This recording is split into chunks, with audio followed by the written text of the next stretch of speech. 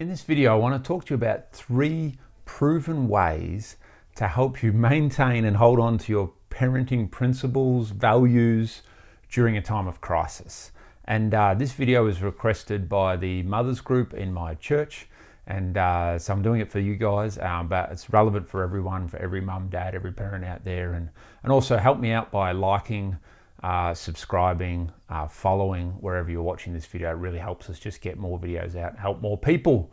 So we've all been there, right? I remember with our 3rd child, so we're pregnant with our 4th, we've got 2 girls and a son, and we're coming home with Jed, our son, from the hospital, and it's mayhem, right? We've got a newborn, we've got 2 little girls running around, they're hungry, they're sick, they're bleeding from the head because they've run into a wall. My wife has just been through labour and is not in a good position. I've still got work responsibilities and things going on for me. It's crisis time.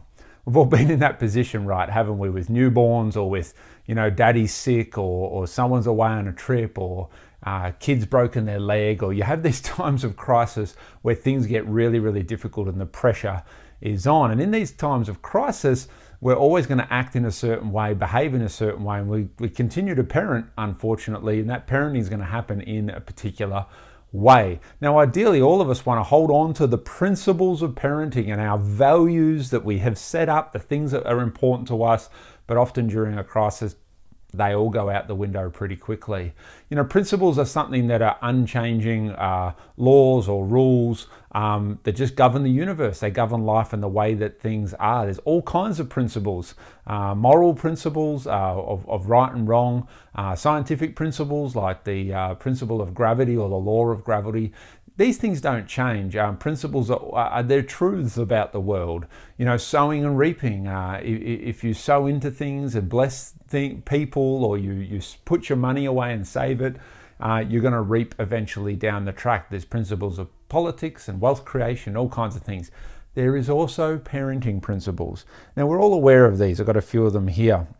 We know that for a child, it's obviously better for them to be raised by their biological parents than to be put into an orphanage. They're going to do better. They're going to be mentally better. They're going to be smarter. They're going to go on to earn more money and be more well-rounded. There's certain principles that we know work. We know that a parent being raised by their biological mother and father is best, and that mum and dad offer something different to the children. They're both equally important, but a dad offers something very different in his parenting style and approach and the way that a man is than a woman does. And that's just a principle. It's just a proven fact.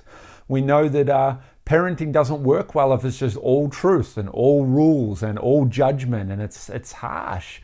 It works better when the truth and the training and those harsh moments are balanced with grace and love and nurturance. We know that parents that tend to be overbearing and are too involved in their children's life, well, those children grow up and they struggle to make decisions. They struggle to individualize. They lack confidence to navigate the world because it was always done for them. So these are unchanging things. No one can break these laws. It doesn't matter. And we have to be careful as parents, because sometimes we can fall into the trap thinking we're unique, our house is unique, our children are different. That's the number one hole you don't want to fall into as a parent. You're not different, and your kids aren't any different from the ones next door. They all need similar things to help them grow, to help them flourish. These are future adults that are in your hands, and there is a job to do in raising them. That's what parenting is. Some of the other parenting principles that are true is that children need boundaries. It's a funny one because sometimes it feels a bit rough and hard putting these boundaries on a child or enacting discipline when they step outside of the boundaries. But you know what? In the little heart of every child, they're screaming out, please give me some boundaries. Tell me the difference between right and wrong. Tell me if I can go there or I can't. Children need that in order to flourish, just like we need boundaries when we're driving our cars so that someone doesn't cross over the line and crash into us. So these kinds of things are really, really important. They're principles that are unchanging. However, crisis tends to get all of us in trouble. In times of crisis, these principles that we believe in that are unchanging, as well as our values. Now values are different to principles because values is something subjective. There's something you decide what you value, and even if you don't think you've decided on your values, well, that non-decision is a decision. There's some things that you put at the top of the pile that you prioritize, and there's some things you don't. There's things that you think are really important, and that's the way that you live. Your values aren't so much what you think, though. I'd need to clarify that. Your values are actually what you do. So where do you spend your money? Where do you spend your time? Where do you spend your thoughts? What are you concerned about the most? These kind of things that you do and that saturate your life, these are your values. And it's important while I'm talking about that we don't have values that we think we're a certain way or we want to be a certain way, but the reality is we're this way. So it's important that we have reality and insight into ourselves so that we know what our values are. Now values are different from principles in the sense that values are subjective and you choose them. Principles are unchanging and they're just the rules of the universe. And often the great benefit of living in the modern world is most of these things are very well researched in science. So we know that they are true. They're not just instinctive. They've been well researched and documented. In times of crisis, the principles often tend to go out the window and definitely our values change. Because what happens in crisis is needs trump values or needs trump principles.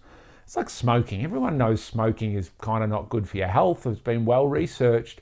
But the need to smoke will tend to trump the value of health, or the principle of smoking can cause you harm, and the need tends to win out. It's like overeating. People overeat. I definitely overeat when I'm stressed or in a time of crisis because it feels good, but it overrides the principle of health, and it definitely overrides my value of wanting to be a healthy person and wanting to maintain my weight at a healthy level. So that's what tends to happen in times of crisis. Things begin to get a little bit crazy. Now, for me, in times of crisis, I tend to get frustrated, which I don't want to be a frustrated dad. I tend to point the finger at my wife. Most of us do, at our partner, and look for where they could be better, or sit down with them. You know, whenever we sit down to talk about our marriage and improving our family, it somehow always tends to end up with me needing to change. No, I'm only kidding. My wife isn't really like that. But sometimes it could be like that. But really, in times of crisis, we need strategies to get through to maintain our principles and values so that we can be a great parent in good times and a great parent as well in bad times. You know what the worst thing about crisis is? In crisis, your parents tend to come out of you. What you had as a child, which you committed that you would never be like that, you would never say that, it tends to pop out of you because you default to what you know, to what you've observed, to what you've been saturated in difficult times, and that can be scary. What can be even scarier is sometimes these dark things, these things that we don't like about ourselves, the parts of us that the self-loathing bits, the bits that we don't want to be seen, they often come out of us when we're under stress. How do you avoid this? How do you maintain principles so that good times or bad times, your kids are getting the best of what they need from the parents in order to grow into the future adults that we want them to be? Well, here's 3 proven ways to maintain your parenting principles even during the hardest time. The first one is believe and embody your values or these principles. Believe them and embody them. How do you do that?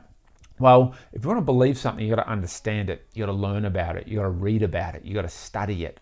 Look at the family next door. Look at the family, your friends, and how they do things. And if there's strategies or things they do, things you value that they tend to implement, well, ask the question, how do you do that? Why do you do that? How do you fit that into your schedule? How do you pay for that?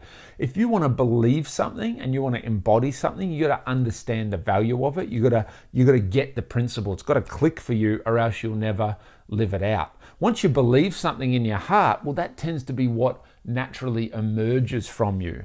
So this is the problem when we think we value things but we don't, is they're not really implanted on the inside of us. And in the worst times, what comes out of us is what actually is there, not what we would like to be there. How do we get the stuff in there? Well, we've got to understand it, read about it, believe it, capture it, and then we embody it, which means we've got to live it.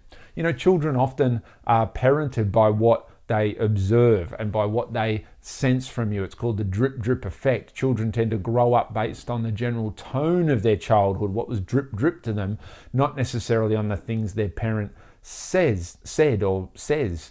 Your children will tend to do the things you do, not necessarily the things you say, because maybe we don't believe it, and we don't believe it, we're definitely not embodying it, meaning it's just not naturally coming through our behavior, our language, and our tone. Kids are very smart, and if you've got teenagers, you'll have seen this by now, that they hold you to the standard of what you actually do, not the standard of what you say you would like to do.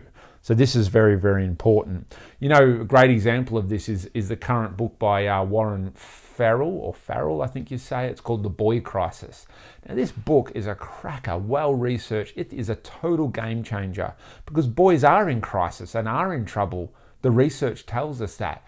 Read that book. Study that book, especially if you're a dad, so that you can be the kind of father that every boy needs. Every boy needs men around their life, as well as women, but needs men to grow into a well-rounded, well-adjusted man. Number 2, hone your habits. Hone your habits. Guess what wins during times of crisis? Your habits.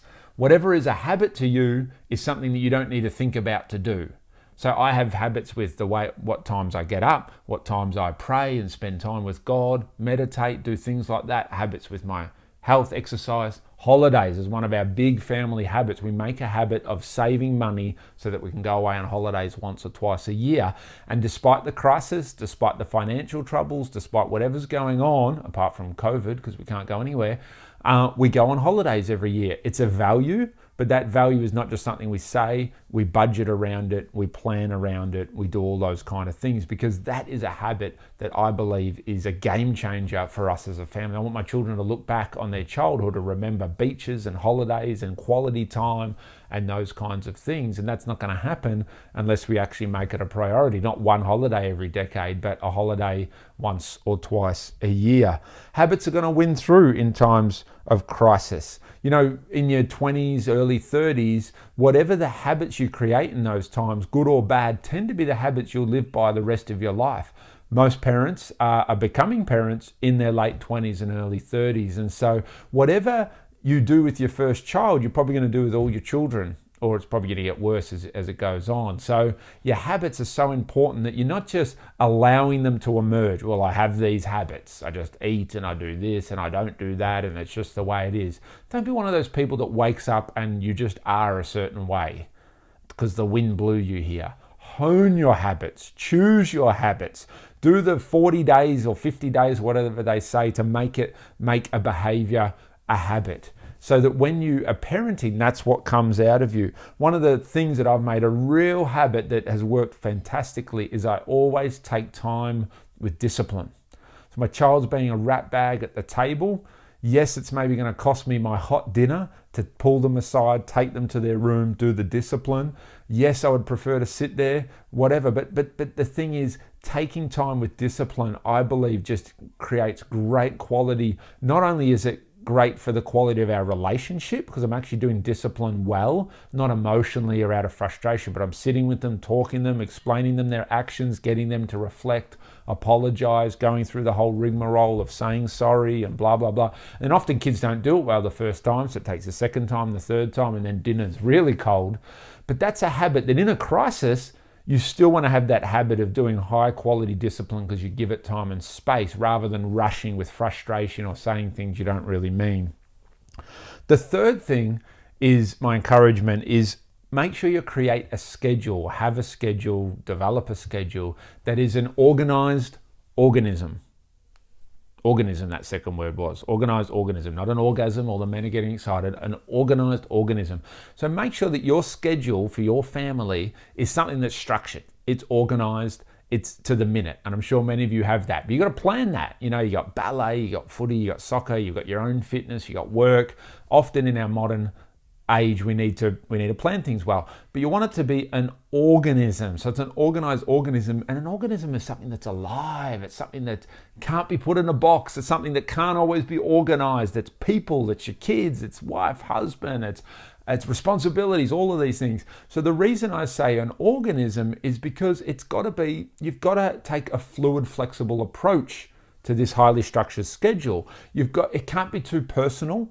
if something doesn't happen, or you have to skip an event, or you have to not take your child to ballet this week because daddy's really sick and mummy just can't do everything. And you can't be the mother that's just the martyr, just killing yourself to get to every footy lesson or ballet recital or what have you. It's got to be organized, but it's got to be an organism, meaning that it's modular. That when you've got to take a couple of modules out this week to reduce the stress, you can do that. There's flexibility there. You're probably not going to drop the kids' school, although there's been times we've missed a week of school in order to have a longer holiday. And that's a decision we've made because school is super important and I never want to devalue that for my children, but it's also got to be balanced with everything else we do in our life. And sometimes that module of a week of school could be removed. But things that can easily be removed is your own health and fitness stuff, an event, a work meeting. Things can be delayed. You can move around parts of the schedule week by week in order to allow it to actually benefit you as a family, not kill you every week or not kill you in times of crisis. I think this is a really, really powerful one. So just to repeat those 3 ways, that many things you could do, but here's 3 simple ones that you can do is believe and embody your values. That will hold you to your principles in times of crisis. Hone your habits in the good times. So during the hard times, they're habits and they stick. And schedule your home and your family as an organized organism, which means make sure it is structured, but make sure that it's flexible. You can take and put things in as you need to, so that in times of crisis, you can withdraw a few things and take away some of the stress so everybody's not being killed and having nervous breakdowns. I hope that video has helped you. As I said, please, if you can like it, follow me, subscribe, especially to YouTube. It helps us out a lot. Just get these kind of videos out to help more people, help more parents.